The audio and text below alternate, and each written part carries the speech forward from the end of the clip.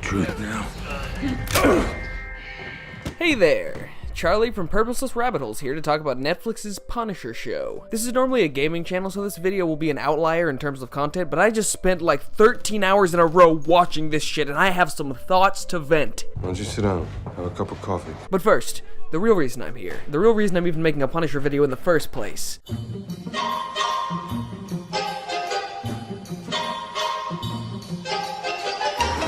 What'd you say, you piece of shit? No!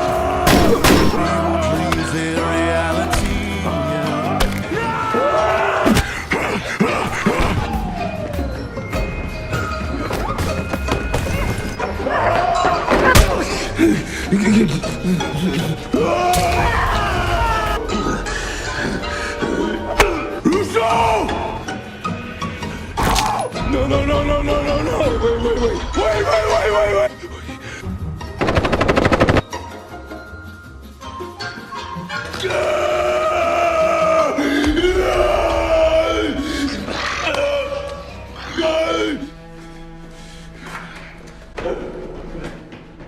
I think that montage is a perfect lead-in to the first thing I want to talk about, which is unintentional comedy. I do not think anybody on set was laughing the day they filmed this scene. That's cool, respect the material and all, but you gotta wonder, was there a grip or somebody working the fucking BOGOs that was just choking back tears while Jon Bernthal just lost his goddamn mind? Look, I can clearly tell Jon Bernthal is giving it 110%. The man is acting his ass off.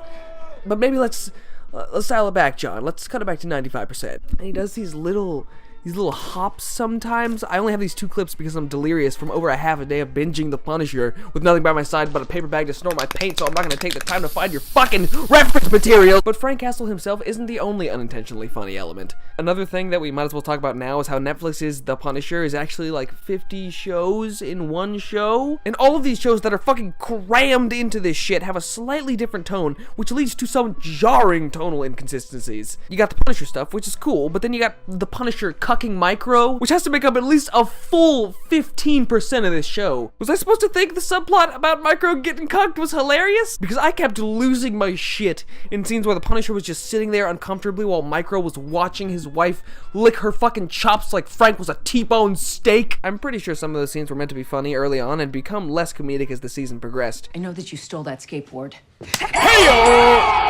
But it never stopped making me laugh. On top of all of that, you got the obligatory Law and Order hoopla that's fucking grafted onto the show and just hangs there for like 7 episodes before anything happens. I am so over watching these two people have Now see here, I am as much of a fan of Dina Madani's big old booty as anybody else. But these gratuitous sex scenes really seem to contrast the fact that every time she meets a new male character in the first half of the season, they say something weird and sexist. I guess you tick a lot of boxes because they didn't want the poster girl embarrassing them. So you're, what, Persian? You've lost weight. The point they're making about sexism in the workplace would have worked a lot better if the show itself didn't instantly exploit the main female character that pushes that point. Anything for the ratings, I guess. Who cares? Fuck anything we're trying to say. But okay, I wasn't even done breaking down all of the different shows stuffed into what I will appropriately call this super show. There's all that shit I just mentioned, and then there's also an entire HBO drama nestled in that bitch about a PTSD-ass Unabomber motherfucker who blows up post offices and shit. This subplot is full of genuinely disturbing,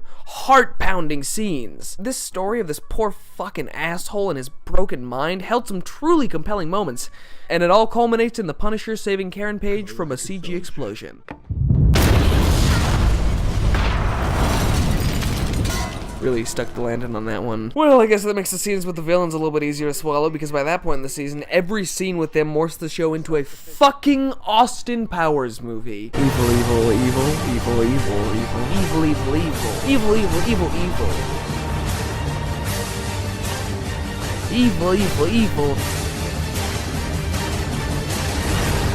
Evil. Okay, so that's what, 5 different threads to follow? You got the Punisher plot, the Cuck subplot, Law and Order SPU, the Bomber, and the evil villains and their evil scenes where they talk about evil things. Before we dive into Frank Castle as a character and protagonist, which is something I definitely want to talk about, I want to take a second to discuss Billy Russo, the John Ralphio of crime. I'm a flush wicked.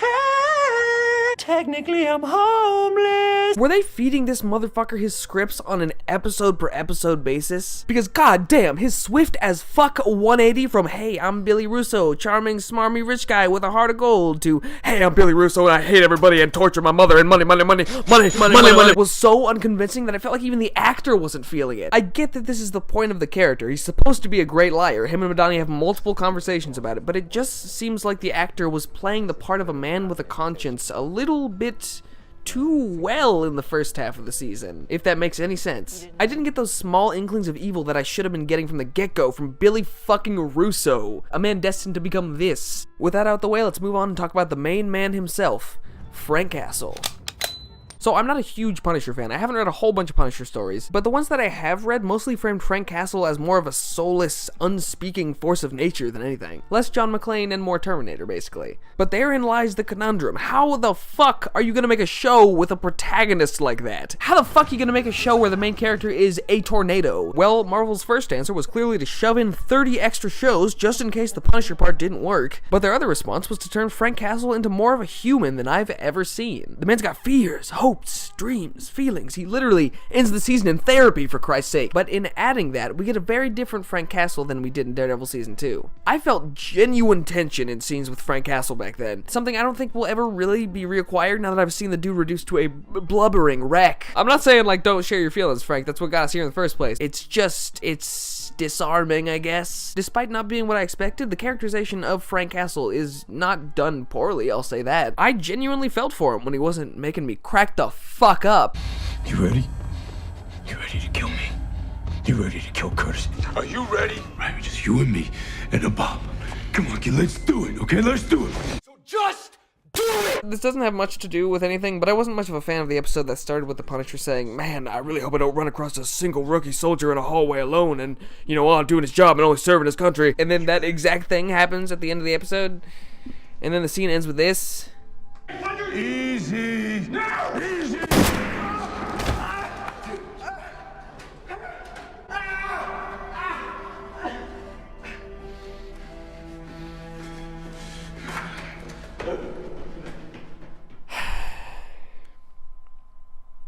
6 out of 10.